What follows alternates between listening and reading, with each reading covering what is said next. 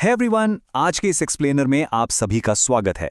आज हम किसी लंबी रिपोर्ट, किसी बोरिंग रिसर्च पेपर या पूरी बुक को एनालाइज नहीं करने वाले हैं। एक्चुअली हम सिर्फ एक अकेले लेकिन बेहद शक्तिशाली सेंटेंस को डीकंस्ट्रक्ट करेंगे। सोचिए, चंद शब्द मिलकर एक ऐसी कहानी कैसे बुन सकते हैं जो सीधा हमारी क्यूरियोसिटी को टारगेट करती है। आज हम एग्जैक्टली यही समझेंगे और उस रिटोरिकल पावर या भाषाई शक्ति का गहरा विश्लेषण करेंगे जो इस एक सेंटेंस में छुपी हुई है। तो अपनी सीट बेल्ट्स बांध लीजिए क्योंकि शब्दों का ये खेल लिटरली हैरान करने वाला है। Okay, let's dive into this. ये रहा हमारा source text. To the shadow of liberty, what they hid about the iconic statue. ध्यान दीजिएगा, ये सिर्फ एक रैंडम टाइटल नहीं है, ये एक प्रॉपर लिंग्विस्टिक आर्टिफैक्ट है जो पूरी तरह से रहस्य और सस्पेंस से भरा हुआ है। आज की इस चर्चा में हम इस एक लाइन के एक एक हिस्से का पोस्टमार्टम करेंगे। हम देखेंगे कि लिखने वाले ने दिमाग के साथ खेलने के लिए किस तरह की ट्रिक्स और तरकीबों का इस्तेमाल किया है। तो सबसे पहले आते हैं सेक्शन 1 पर, द सोर्स आर्टिफैक्ट। अब इसमें सबसे पहली छोटी सी डिटेल पर गौर कीजिए। शुरू में लिखा गया नंबर 2। पहली नजर में शायद ये छूट जाए, राइट? पर इस नंबर का यहां होना अपने आप में एक बहुत बड़ी बात कहता है। ये तुरंत दर्शाता है कि ये टाइटल अकेला नहीं है, बल्कि ये किसी बड़ी सीक्वेंस या एक लंबी लिस्ट का हिस्सा है। देखिए, ह्यूमन साइकोलॉजी का एक सिंपल सा नियम है कि हमारा दिमाग पजल्स को कंप्लीट करना चाहता है।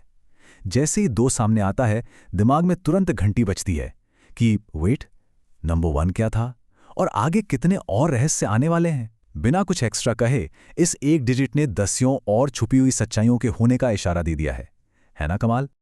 आगे बढ़ते हैं सेक्शन 2 पर, liberty versus shadow. And this brilliantly illustrates a massive contradiction. एक तरफ हमारे पास लिबर्टी यानी स्वतंत्रता है, जो रोशनी, आज़ादी, आशा और ट्रांसपेरेंसी का प्रतीक है, और ठीक उसके ऑपोजिट है शैडो यानी परछाई, जो अंधेरे, अस्पष्टता और किसी ऐसी चीज का प्रतीक है जिसे छुपाया गया हो।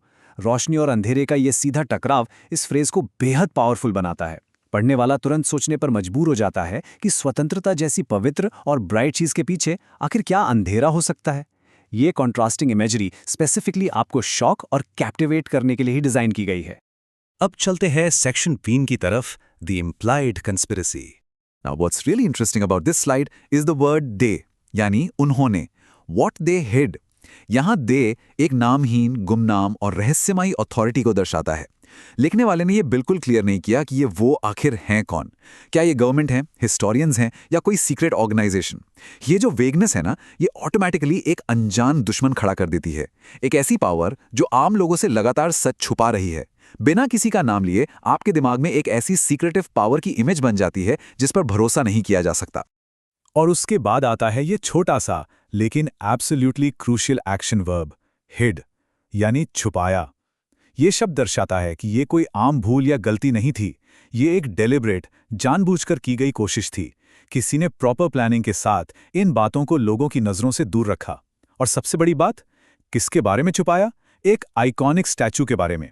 एक ऐसी स्टैचू जिसे पूरी दुनिया जानती है और एडमायर करती है। एक तरफ शब्द आइकॉनिक है जो फेमस होने का प्रतीक है, और दूसरी तरफ शब्द हिड है। यह विरोधाभास आपको एक तरह का बिट्रेयल फील करवाता है कि जिसे हम सबसे ज्यादा जानते थे, दरअसल उसी के बारे में हमसे सबसे बड़ा झूठ बोला गया। इस सब का आखिर मतलब क्या निकलता है?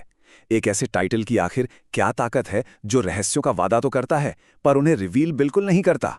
थोड़ा ठहर कर इस पर सोचिए। लिंग्विस्टिक फ्रेमिंग यानी शब्दों का ये खेल इंसान के अंदर किस लेवल की क्यूरियोसिटी जागा सकता है, ये देखना सच में माइंड ब्लोइंग है। ये एक सिंगल सेंटेंस हमें इस बात पर जोर देता है कि कई बार सबसे ज्यादा कशिश उस जवाब में नहीं होती जो आसानी से मिल जाता है, बल्कि उस सवाल में होती है जो अनसुलझा छोड़ दिया जाता है।